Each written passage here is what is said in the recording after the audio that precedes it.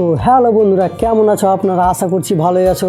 তো আজকের ভিডিওটা একটু আলাদা রকম, কারণ এর আগের ভিডিওতে দেখেছো আপনারা ফুচি রান্না করেছি। আজকের ভিডিওতে আমি রান্না করে দেখাবো আপনাদের। আর আজকের দিনটাও ছিল রবিবার, তো মাংস না খেয়ে আজকে খাওয়া যাক সয়াবিনের তরকারি। তো হ্যাঁ গাইস, আজকে আমি সয়াবিনের তরকারি আপনাদের বানিয়ে দেখাবো। তো কীভাবে বানাই, তো চলো ভিডিওটা স্টার্ট করা যাক। তো প্রথমে বলে দিই, সয়াবিনের তরকারিতে থাকবে আলু আর কদু দিয়ে আর আলু দিয়ে আর সয়াবিন দিয়ে আজকের তরকারিটা রান্না হবে পুরো মাংসর মতো, একদম টেস্টটাও আছে পুরো মাংসর মতো। তো আপনারা ভিডিওটা শেষ পর্যন্ত দেখবেন। তো গাইস, আমার প্রথমে কদু কাটা হয়ে গেছে, এরকম সাইজের কদু কেটে নিয়েছি, যেটা আবার গলে না, আবার সিদ্ধ হয় খুব সুন্দরভাবে। আর সয়াবিন আমি একটা প্যাকেটের মতো নিয়েছি, সয়াবিনগুলো খুব সুন্দর আছে। এগুলোকে আবার একে একে তেলে ভাজবো। সর্বপ্রথমে আমি ভাজবো সোয়াবিন। কড়াইয়ে গরম হয়ে গেছে, সয়াবিনগুলোকে হালকা লাল লাল করে ভেজে নেব।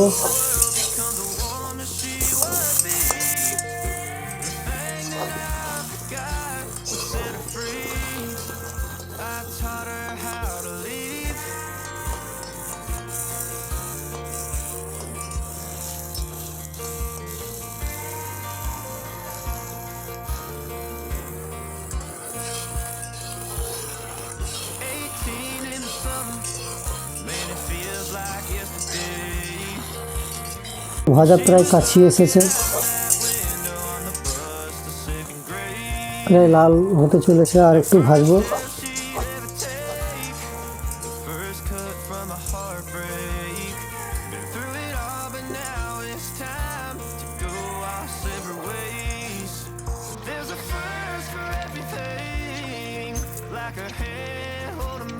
সয়াবিন আমার ভাজা হয়ে গেছে, এবার ভেজে নেব আলু। তার জন্য প্রথমে দিয়ে দেবো তেল, আলুগুলোকেও লাল লাল করে ভেজে নেব।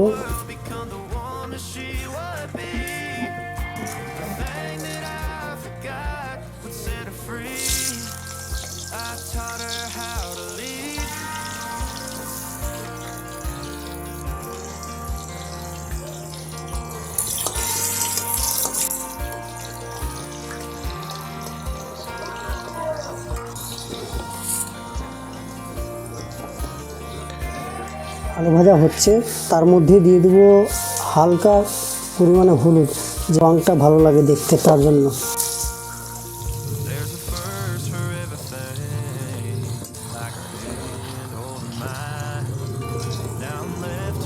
ঠিক আছে, আলুগুলো লাল লাল করে ভাজা হয়ে গেছে, এবার ভেজে নেবো আমি কদু।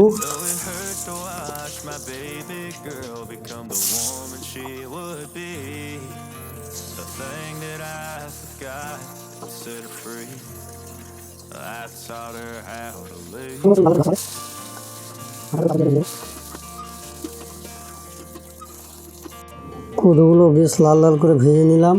এবার বানাবো আমি মশলা করার জন্য প্রথমে দিয়ে দেবো শুকনো লঙ্কা নিয়ম অনুসারে। এটাতে সব রকম মশলা মেশানো আছে, গোটা ধনিয়া, গোটা জিরে আর সরষা, এটাও নিয়ম অনুসারে দিয়ে দেব।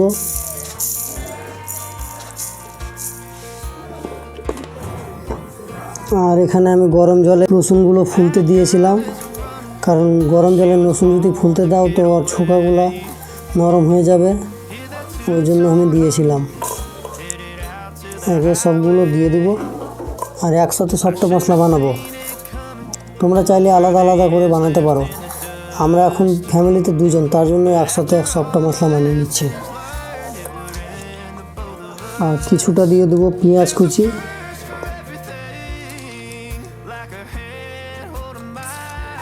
আদার টুকরোটাও দিয়ে দেবো, আর দিয়ে দেবো একটা গোটা টমেটো। তো চলো মিক্সিটা করে নিয়ে আসি। মশলা করা হয়ে গেছে প্রায়। প্রথমে দিয়ে দেবো হালকা গোটা জিরে,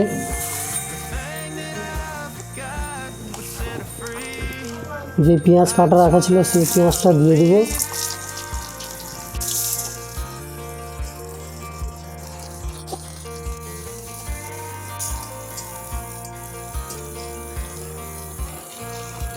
পেঁয়াজগুলোকে লাল লাল করে ভেজে নেব। এর মধ্যে যে মশলা করাটা ছিল ওই মশলাটা দিয়ে দেব।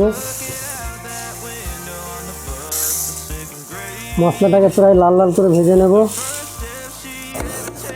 হালকা দিয়ে দেব লবণ আর হালকা দিয়ে দেব হলুদ গুঁড়ো। মশলাটা পুরো লাগা লাগা হয়ে আসবে, তখন দিয়ে দেবো আমি আলু। এখন হালকা করে মশলাটাকে ভাজি, যতক্ষণ না সুগন্ধ ছাড়বে।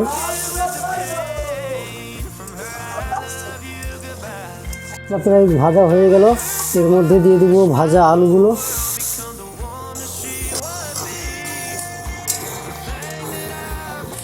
তেলের পরিমাণটা একটু কম লাগছে, তার জন্য হালকা করে তেল দিয়ে দেবো উপর থেকে।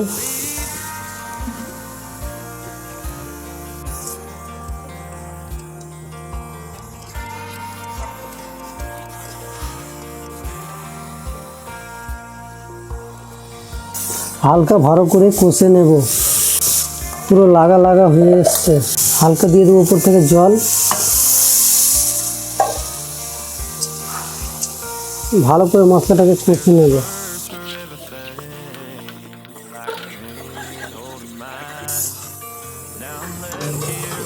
মশলা আমার ভাজা হয়ে গেছে, এর মধ্যে ভাজা সয়াবিনগুলো দিয়ে দেব।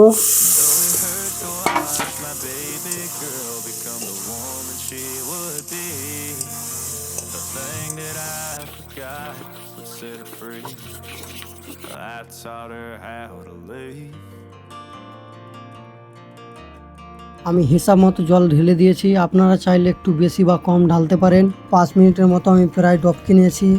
এবার ঢেলে দেবো এর মধ্যে ভাজা কদু।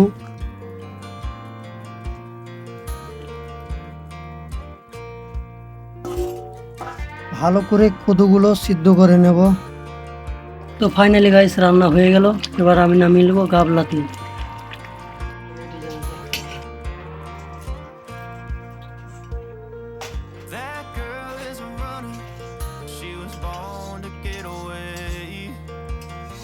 তরকারি হবার পর এর মধ্যে দিয়ে দেবো হালকা করে গরম মশলা, স্বাদ অনুযায়ী। এটা দিলে আরও স্বাদ বেড়ে যাবে। ফাইনালি গাইস এই সয়াবিনের স্পেশাল তরকারি রেডি আছে এখন। তো আমরা এখন খাওয়া দাওয়া করব।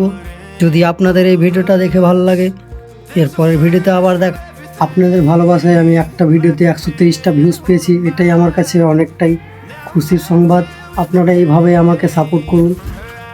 আমার এই ভিডিওটা যদি আপনাদের ভালো লেগে থাকে তো অবশ্যই আপনারা চেষ্টা করবেন বাড়িতে রান্না করে দেখান। রান্নাটা খারাপ হবে না, যথেষ্ট ভালোই হবে। তো এরপরের ভিডিওতে আবার দেখা হবে।